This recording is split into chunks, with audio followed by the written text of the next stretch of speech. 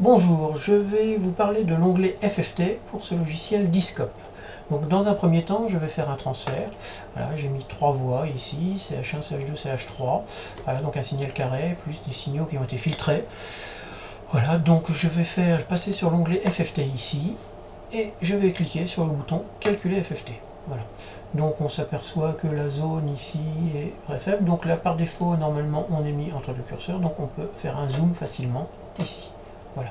Donc on retrouve pour notre voie 1 les différents harmoniques. Alors c'est pas très beau. Donc l'idéal, ici je vais revenir sur l'onglet acquisition, c'est de faire l'acquisition de davantage de périodes. Donc je vais refaire un transfert ici. Voilà, on s'aperçoit qu'on a davantage de périodes. Donc dans ce cas-là, le calcul de la FFT va être beaucoup plus joli. Alors je suis resté sur la même échelle que tout à l'heure. Voilà, donc on retrouve notre valeur moyenne ici et le fondamental ici, avec l'harmonique 3, l'harmonique 5, 7, etc. tel qu'il peut être pour un signal carré. Alors on peut afficher également, puisque par défaut c'est la voie 1, mais on peut afficher aussi le spectre de la voie 2, ici, et le spectre de la voie 3. Voilà. Donc là, je vais les enlever par exemple, ou les remettre, peu importe.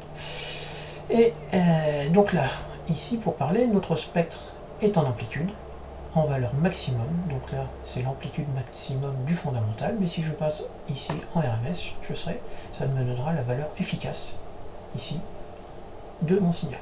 Donc il y a un facteur racine de 2 tout simplement entre les deux. Maintenant ici je suis sur une échelle linéaire, je peux passer sur une échelle en dB, voilà le résultat obtenu. Et ici je suis en dBm. Si je veux passer en dBV, je clique ici, j'ai dBV. Donc c'est le même spectre, hein, mais c'est juste un décalage d'échelle verticale. Voilà, donc un petit rappel ici, 0 dB correspond à une tension de référence de 1 volt efficace, 0 dBm, une tension efficace de référence de 224 mV en fait, soit 1 mW dans 50 ohms. Je peux également jouer ici sur le fenêtrage de Hanning, voilà, on a Hanning, voilà, donc on obtient différents spectres, hein, donc si je reviens sur un spectre linéaire, hein, on va peut-être pas beaucoup voir la différence, mais on s'aperçoit c'est juste dans les amplitudes, voilà, et les raies, on a des choses légèrement différentes. Voici donc pour ceci. Ici, je peux faire le calcul de la DSP au lieu de la FFT. Ici, donc je clique ici, voilà. Cette fois-ci, j'ai la DSP. Donc je reviens sur FFT ici. Alors j'ai aussi un curseur ici, des curseurs. Donc si je clique sur curseur, par défaut, mes deux premiers curseurs, curseur 1 et curseur 2, viennent se positionner pour le premier sur le fondamental et le deuxième sur l'harmonique suivant, c'est-à-dire ici l'harmonique 3. Et on s'aperçoit bien que la fréquence, le rapport des curseurs, des fréquences des curseurs est de 3. Il a calculé, et ici un tiers. Ce qui tombe bien pour un signal carré. Voilà. Pour ceci,